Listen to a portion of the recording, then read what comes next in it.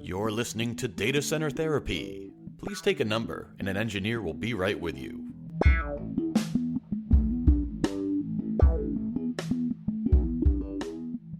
Hey everybody, welcome back to Data Center Therapy, a podcast from Ivoxy Consulting that talks all things IT with a healthy dose of empathy. I'm your host, Matt as Code Yeti, and alongside me is my co-host, Matt Cozzolino. We can script that, right? In each episode, we dive into the wide range of technologies that make up this beautiful landscape called IT that we all play in. We share our hopes and dreams, opinions both positive and critical alike, all with a touch of empathy, because at the end of the day, we all need a seat on that couch. We're past the holiday season, but it's not too late to gift Data Center Therapy with a 5-star review on iTunes, Google Play, Spotify, or wherever you listen to your podcast. If you like DCT, 5 stars for thee. Please. And if you could hear an eye roll, you would have just heard it right there. Thank you, Matt. I oiled my eyes so you couldn't hear the squeaking. Our main topic today brings us to yet another acronym, but one that's creeping up on you like Jason Momoa behind Henry Cavill at a Justice League premiere. If you get that reference, whether you know it or not, it's IAC. And no, that's not interesting as cats. It's infrastructure as code, one that we've all kind of, if it's not right in your face, it's kind of creeping in the shadows, and you know it's there, and it's kind of lurking, and on it goes. It always comes up. Everyone's talking about that. How can we script this? How can we use these tools to deploy our product, right? Yeah, so is this, coming from, well, let's see, I've been in the industry over 20 years, so I don't know if I'm that old guy who doesn't want to change yet, or sometimes if I'm transitioning to it, right? Yeah. So I don't know if it's fair to say this is, that I'm old school, but tell me, we're going to dive into it, right? Because I know you've been a bit of a proponent of this in the past, and I'm trying to jump on board and really see the benefits and embrace them. Mm-hmm. But tell me a little bit about what it is, if in the simplest of terms, right? Let's not get too specific at this phase. Like, what do I see infrastructure as code as? Right, yeah. Well, for me, it's the ability to make something reproducible. I know the problem that I see that it solves for me all the time is when I'm setting up this service, setting up this application, deploying this thing. There's all of these steps that you have to go through to get this thing to work. I have to install this, make sure this dependency is there, configure that thing, do this, do that, do the other thing before you can actually deploy it. So I think at the end of the day, the infrastructure as a code piece is kind of forcing you to document all of that and build that into a reproducible script, right? So that you can.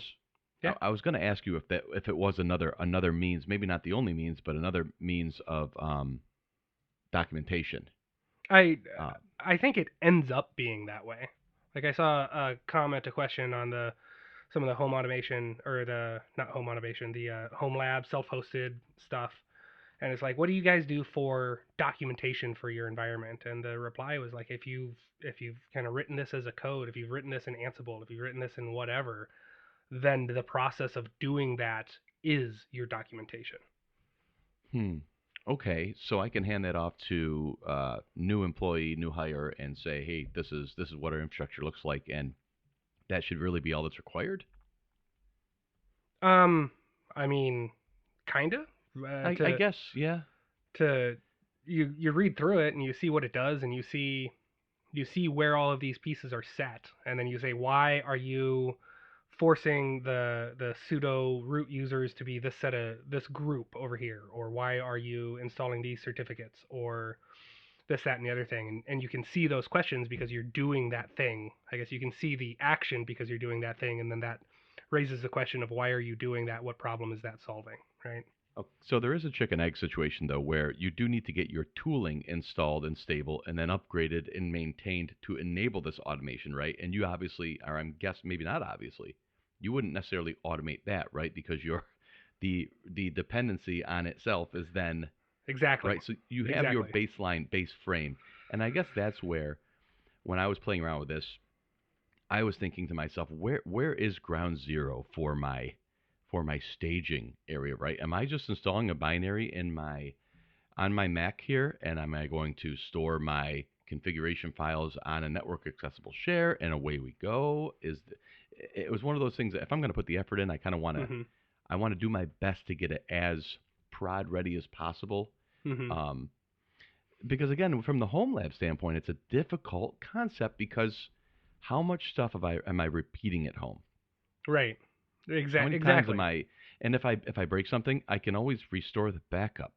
Right. So it's kind of like, okay.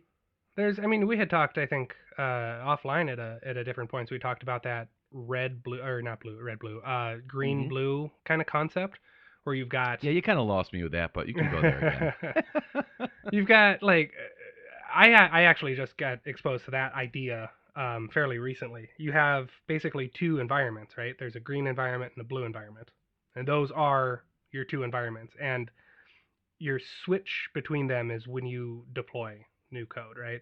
So today, all of my production stuff is running out of my green environment, and I want to make my changes. I want to update my scripting. I want to add a service. I want to do something. So I make that change to blue, right? And do all of my coding there and do all of my changes there, get that all set up, ready to go, do all my testing on it, and then my deployment, my make live is switch from green to blue now as prod. Right. Right. So you've got So you're assuming a test environment then. yeah, exactly. And for a cowboy like me, no, kidding, obviously, but I mean in the home lab too. That's a paradigm shift. mm-hmm. And I would say in most customers that I've talked to, if they don't have a test environment, they're certainly talking about a test environment. Or hey, I've got this old array that needs to be replaced and it's out of support. But heck, here's 50 terabytes or 100 terabytes of disk that, gee, oh shucks, it'd be a shame to throw it out. Maybe I can use that in my test environment. I mean, which is a perfect application, right, for dev test. Right. I think so. I think it kind of transitions. It changes the way you'd look at that, right? So here's my old storage array. I'm going to use this as a test environment. Is a little bit different than I have environment A, environment B, and I switch between them depending on who's prod and who's not, right? Because using that concept, you would switch from your new array to your old array. Right. And that's, so the dev test could be prod at any moment. So your infrastructure would need to right. match that reality. Right. Okay, sure. And that's where when you start looking at the full like software defined data center and everything that goes into truly defining everything as software, you then become less reliant on the physical hardware. It's a compute node. It's a motherboard with some CPU and memory and some disk on it, and I don't really care about it, right? And then I define everything else as far as how storage happens. I define everything else as far as network happens. So is it done in mind with not the only application, right? But is it done in mind of here is a from scratch environment, here's some bare metal, get it rolling as fast as possible? Or hang on, so that could be a yes, right? Or is it let's make this thing repeatable? Because honestly, how many times you bring your environment up from a flat state? Never, hopefully. Well, so I think that those two questions are kind of different questions that have different answers. One is it depends on what you're trying to do and what problem you're solving. So what problem you're solving is going to define what code you have and how you do that, right? See, and all I'm complaining about here is I'm seeing all these solutions and I'm asking what the problem is. Right. In a lot of ways, right? And even worse is that here's solution A covers 80% of solution B, but that last 20% you need something else to do. So there's all of this overlap between all of these different things, and that's. Well, have you ever heard Ansible spoken by itself? No, it's with Chef. It's with Puppet. Exactly. They're always two of them named together, typically. Mm-hmm. Exactly, and that's the thing. Like I've been last time we talked about home automation. So I've been going down the Raspberry Pi Home Assistant, kind of building a whole thing there, and I've been. Can we two-part this? And on the back half of this, I want to dive into that a little bit more. So, okay, sure. Yeah, go ahead. So I want to expand on this later. I've been building that Pi from Ansible. So I copy the OS onto that SD card and plug it into the network, and that's as much as I touch it. And everything else I'm doing through Ansible. Why? Is because I want to be able to. I don't care what happens to it, right? I don't care what Okay. happens to this device because Yeah. I've been able to, one, I care now about where my stateful data is, and making sure that gets backed up. That's one problem that I need to solve. And then the other one is, and then everything else doesn't really matter, because if I need to rebuild it, I install the OS again and I run my playbook against it, and bam, I'm off to the races and I'm done. And I would say for a physical underlying device like a Pi, Mm-hmm. that's probably a pretty sane application Mm-hmm. of that kind of model. Well, so I do the same. I'm working on the same thing for my Docker hosts, right? My Ubuntu Docker host that I run in my environment. Yep. That I run all my containers on, right? I don't care what happens to that host. It blows up. Okay, whatever. Here, redeploy. Because that's what Docker does, apparently. It blows up. Not quite. Anyway, that's cool. Yeah. Yeah. Now I'm trying to resist the urge to go into the home automation because now I'm very curious. I've got lots of questions percolating, but Mm-hmm.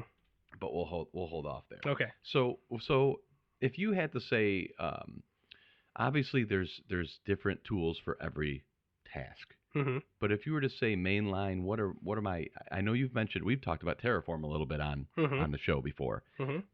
Where are we? What were you using to get your Pi going? What is that? What does that stack look like from ground zero? From Akazo Ground Zero. Yeah. For me, I'm reliant on, one, getting the device online. So there's a handful of steps. One, I need to get the OS installed on the device, which, because of the way the Pi works, it's just the DD copy, whatever, right? Yep. And you Done. could automate that in a virtual environment. That step Sure. you could. Sure, But sure. in a physical environment, you need to get it to a bootstrappable state. So to Exactly. speak. Exactly. Yeah. So it's that, and there might be a different solution for that, but it's, for me, the manual intervention steps are copy the SD card and then do that initial logon so I can set a username password. You could Because- do Pixie. Right, exactly. I just made you busy right, today. right. didn't I? It's actually, I had a customer that's got 70 some odd ESX servers, and I'm like, boy, you guys network boot your ESX hosts. That would be the project for you guys, because that would make everything a little potentially easier to deal with, right? Sure. Just don't say boot from SAN. Right. No. No, it should be stateless. It should be, I don't care what happens to this host. I There you can go. slide a new piece of hardware in and just config it, right? Okay, so you got the OS installed on the Pi. So I got the OS installed. It's on the network, and then I run everything else through Ansible. Okay, no. What's the stack look like though? I'm getting into the show me somewhat high level step by step. Where's Ansible live? What is that? Okay. So the two things is I use GitHub for my Ansible code, right? Okay, so that's basically a versioned file share the way you're treating it. Yeah, but because it's code, it is more in line with the way Git is working. Well, that's what I mean with Git and Subversion or any kind of repository. There are commits, Mm-hmm. and you can pull, and there's branches. But Right. essentially, you're storing files, Mm-hmm. and you can reference different That's versions of those files. It's this set of 10 text files with code in Exactly. them. Yeah. Okay, good, cool, Yeah. gotcha. So one, to keep that, I don't care what happens to my thing. All of that code lives in Git, right? So my laptop. Because nothing could ever happen to the cloud. I mean, that'll be there forever and never anything. I Sorry. mean, yeah. I'm particularly snarky in the new year. As per usual, Yeti. Yeah. So all the code lives in Git, and I run my playbooks locally from my machine. So it's not a server you need to stand up. It's simply a set of binaries. Well, Ansible specifically, I've got the Ansible piece installed on my laptop. So from my command line, I can go Right. Ansible playbook, commands, whatever, and it just goes out and touches all the stuff it needs to. Do you right. need infrastructure stood up to support the operations that Ansible runs, or is it simply running from your client? It's simply running from my client. You say infrastructure though, and I think that Does it need workers or things like that? right. So that's the difference between like Ansible and Chef or Puppet is Okay, that Chef or Puppet has a client that gets installed on that endpoint, right. The and it agent or the worker or hmm whatever that does. and it Yeah, goes and talks to that thing, and then that thing does the work. Versus Ansible SSHs to the endpoint, gotcha. and then leverages Python on your local machine and Python on the remote machine to just do what you tell it to. So it's similar to Terraform, where you're not requiring any kind of infrastructure to be, any tracks to be laid down. The Terraform binary itself can bring in modules for different cloud providers, vSphere, and it just knows natively how to talk to them directly from your client. Right, right, So right, all that needs to be portable are those definition files. right, Okay, so right. you install the OS and you say Ansible playbook run this, and it goes and it SSHs into the Pi and starts pulling down stuff. Mhm, mhm. And I would say the sole benefit is to be able to say that Pi died or the Raspberry Pi 4 just came out and I want the new hotness Mhm. CPU whatever and I'm going to push this down.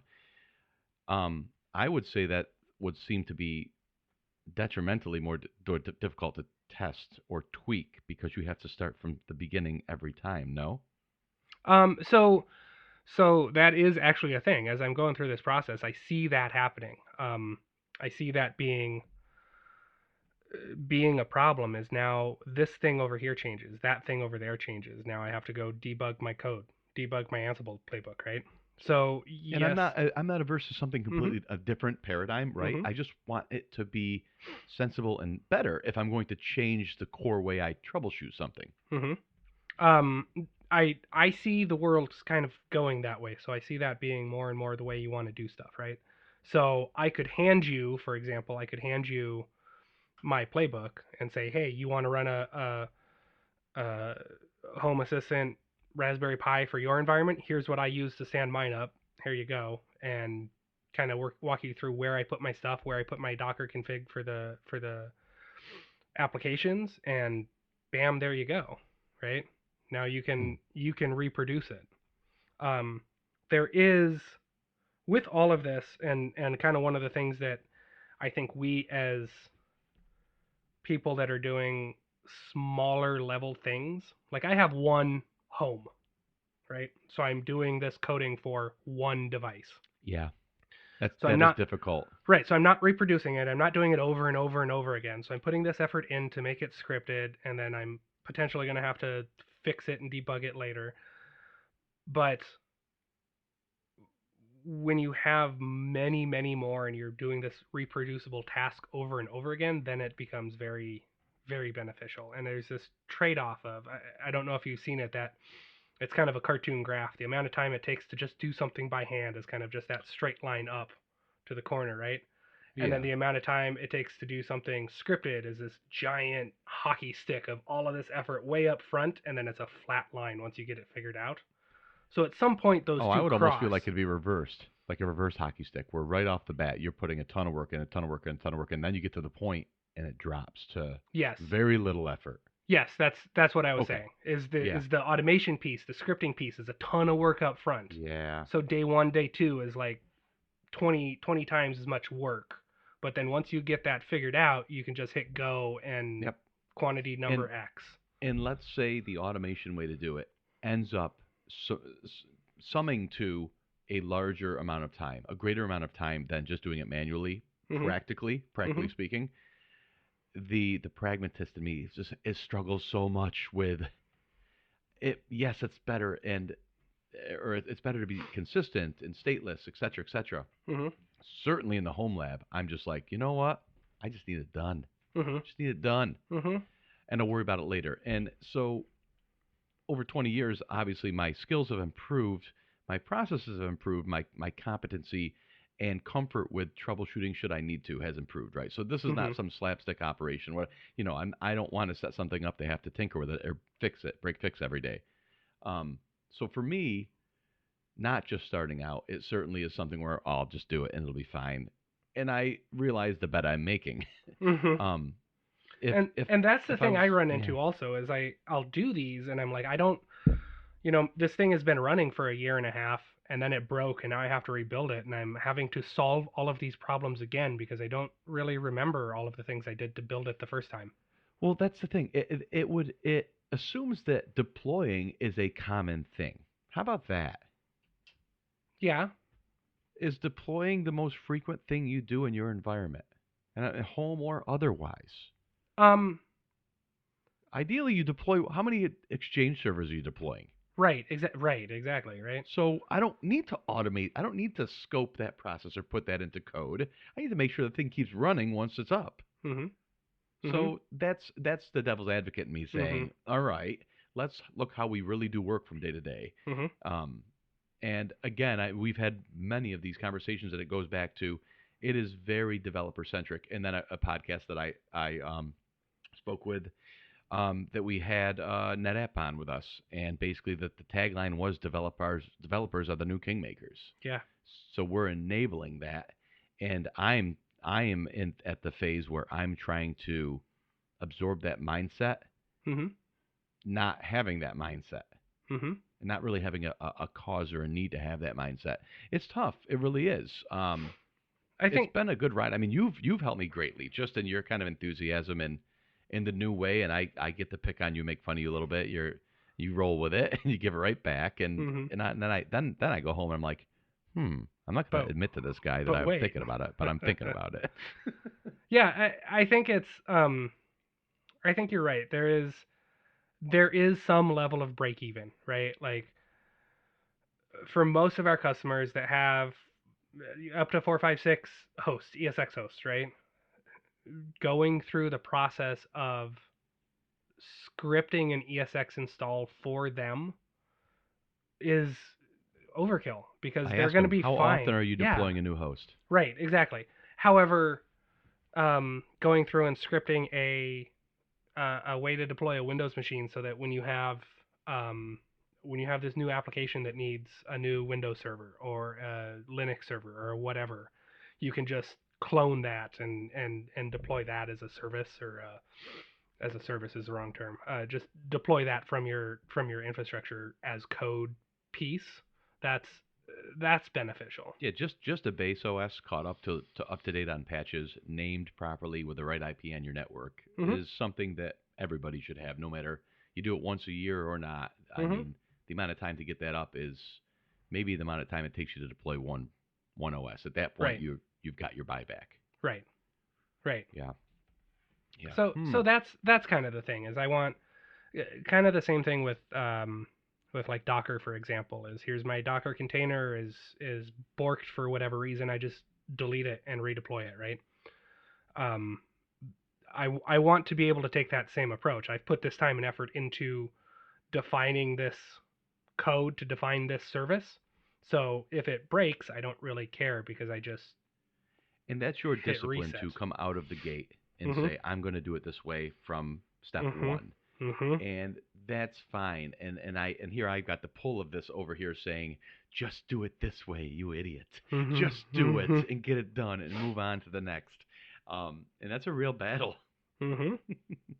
Okay, so I have a feeling that's not going to be the end of IAC Probably not. as we know it or talk about it. I think we've got a lot of evolution to keep an eye on.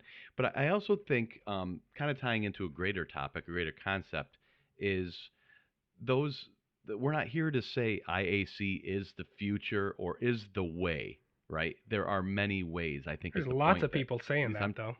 Well, here's the thing. I don't subscribe to cloud is the answer. Cloud is an answer. Cloud is a tool. It is a method, a means, an option. Mhm. And the conversations that I love having with my customers are not, hey, we're going to cloud. What do we do? Because there's so many questions that precede that. It's what do you want to accomplish? Right. Let's start with what your requirements are, and then let's examine how cloud or whatever can help. Let's examine how on-prem might not be for you, or how on-prem is a better idea given your scope and your scale and your Mhm. size. Um, and I think IAC, I'm feeling like some of the same questions apply here. Mhm. And obviously, the why. The why is my biggest one. What are you trying to accomplish? And then we can work from there. Um, are you a home labber and you want to Mm-hmm. just run your home environment? And by home lab, I mean like your home prod. Mm-hmm. Maybe it doesn't matter so much. If you're tinkering around, testing, deving, all that kind of stuff, then I think that's a great why to look at IAC. Yeah, there is absolutely, you kind of hit on it with having that discipline to do it up front, right? You can script and code and test and do all of these things in a lab and go in and manually adjust stuff, but then you have to also go back and turn that into the code to capture those changes, right? Really? That's one of the things that I've decided I have to do, right? So if like with this Raspberry Pi is I have told myself, air quotes, I can't log in and touch it, because if I log into the device and touch it, Oh now boy. I've done something on the box that I haven't Yeah. collected in my script, right? But if you want to change that, do you have to deploy it from anew Not necessarily. completely? No, not necessarily. You just have to make the change and then go back to your code and change and enter that in Right, but and make sure you do it right and don't fat finger it. there's also like, if that's the case, then why not just make that change through the code, through the Ansible script And or that playbook? doesn't trigger a reinitialize. It just will layer in the changes. It depends. Okay, lovely. That might Uh, be another episode. well, I mean, it depends on what you're doing, right? If you uh, fundamentally change the Python version that the entire environment's running, you might cause some unintended Hmm. consequences, right? Right, right. So, So are you saying that I'm going to have to give you over access to my home lab and change my passwords, and that way, I can't log into one of these boxes? And if I do, I have to ask you, and you do the old Dennis Nedry,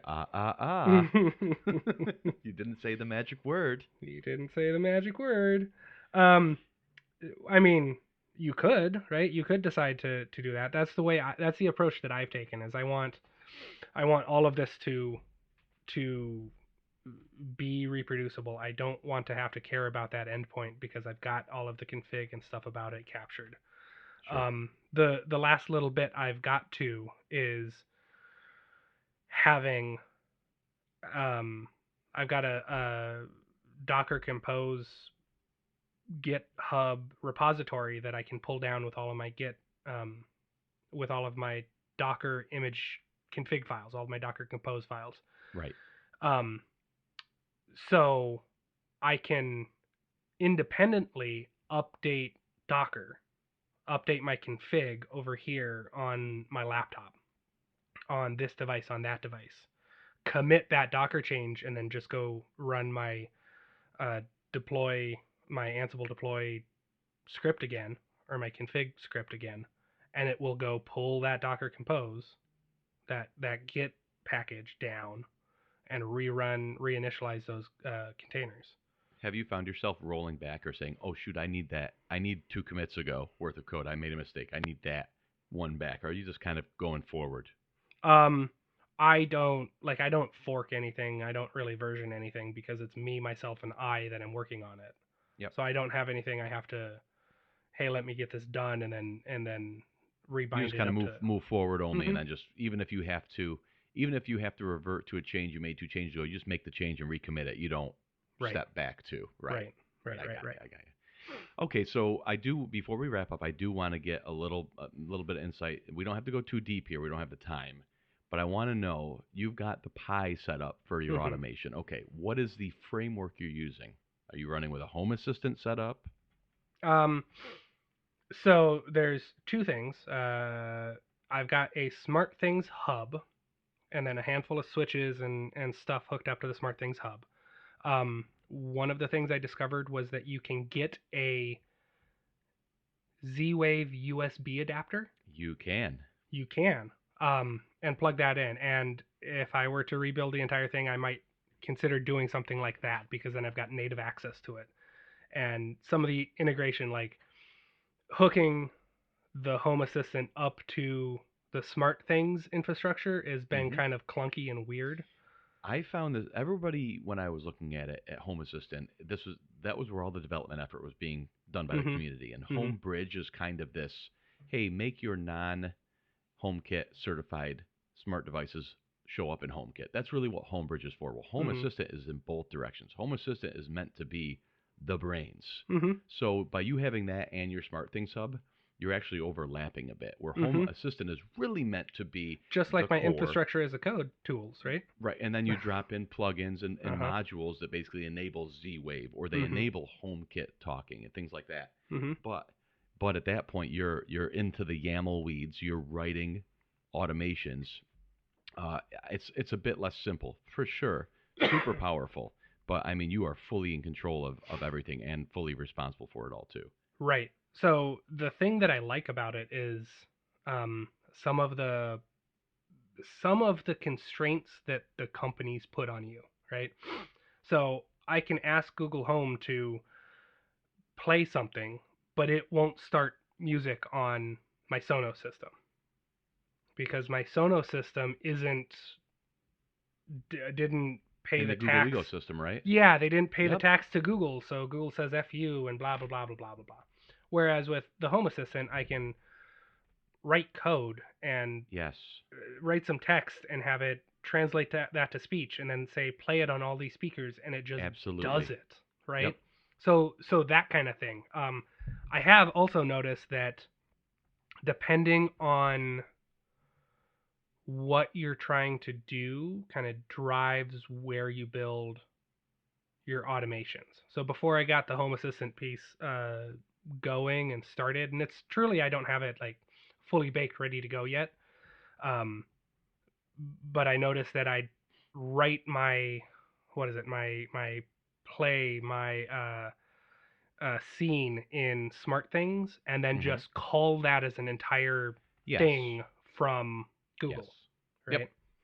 Yeah, So that's because it's kind of short-sighted to imagine the only smart devices as a light switch that's on your Wi-Fi network. It's like you said, there are other quote-unquote devices that are smart mhm that you want involved with things that aren't necessarily just a direct on-off switch in your home automation mhm thing, like your Sonos. It's a perfect example of mhm something that you've got that third-party glue. mhm um, from a HomeKit standpoint, Apple's got this. I have not dabbled much. They've got an app now called Shortcuts. okay Apple's always been, and I don't know if you've known this, Apple's always been fantastic about simplifying code programming. They had AppleScript way back in the day. And I don't know if you know this, Matt. There's an app right on your Mac right now called Automator.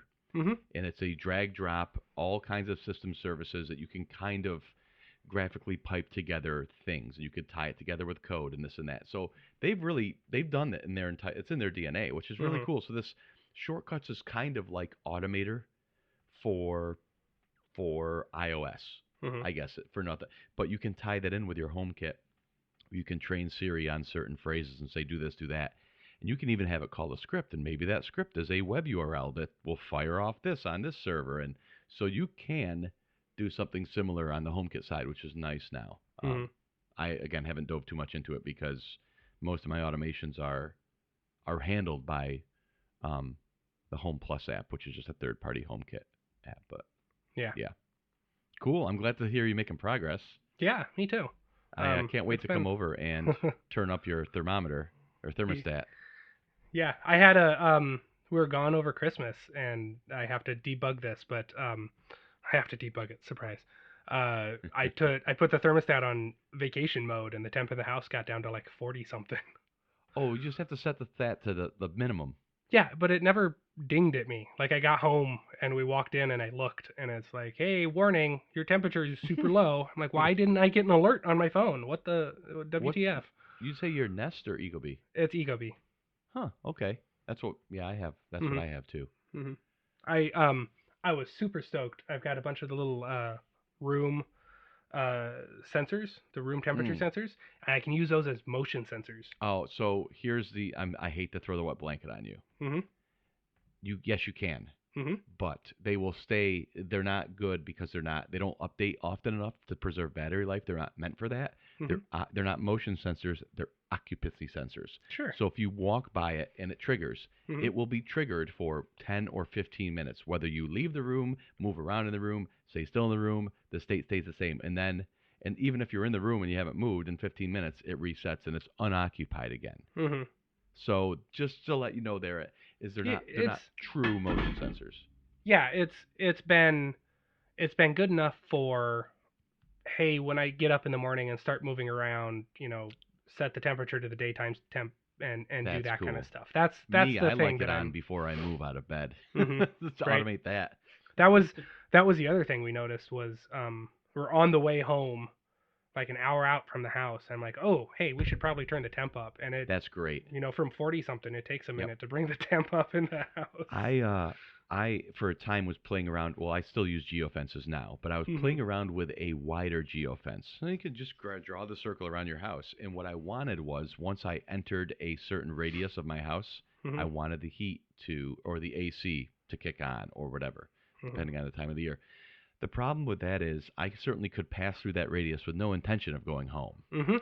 So so really what you do is you've got the scene, like you say, you create the scene that says I'm heading home. Mhm. And then that, based on, Mhm. what time of the year it is, it does what it does to. You just have to remember to say that. And things like CarPlay, they surface a lot of your common Mhm. HomeKit utilities, Where whatever. am I navigating to right now? That'd be a You good can tie one. it into Yeah. maps and Yeah. all of that. Yeah, yeah.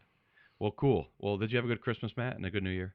I did. Yeah. I got to see the family. Got to hang out with them. So that was pretty good. That's great. Yeah, same. We had that was like the first time that I saw midnight Yeah. in a lot of years. A long time. Yeah. Yeah. We had some. So we've got the whole house now, and it was actually kind of fun because we had some friends over, and then everyone crashed. I'm like, hey, here's a spare bedroom. Hey, here's another room. There's some people sleeping on the couch. So that was kind of cool to wake up in the morning and then, hey, how's it going? You want some coffee? Here, let me make some pancakes. That kind of a thing. Stay young, man. Yeah. Stay young. Oof, the thought of having company sleeping over in numerous rooms exhausts me. Mm-hmm. There's just the introvert in me. Yeah. There was a little bit of that too. Awesome. Well, thanks for the time today, Matt. It's always good chatting with you, and we'll catch you on the flip side. Alrighty. A reminder for our loyal listeners, our hands-on containers and Kubernetes training classes are quickly approaching. Alec Taylor will be presenting, and they kick off next month. We're now next month in February. If you're in the vicinity of Kirkland, Portland, or Spokane, reach out to us to get on the list. Hit the blog post, datacentertherapy.com. Email us at podcast@ivoxy.com. They'll all work. Please subscribe to us on iTunes, Google Play, Stitcher, Overcast, Spotify, wherever you listen to our podcast. And if you could be so kind as to leave us a review, we will eternally love you, I promise. Again, that email is podcast@ivoxy.com. Thanks for listening to Data Center Therapy. Have a great 2020. We'll talk to you soon.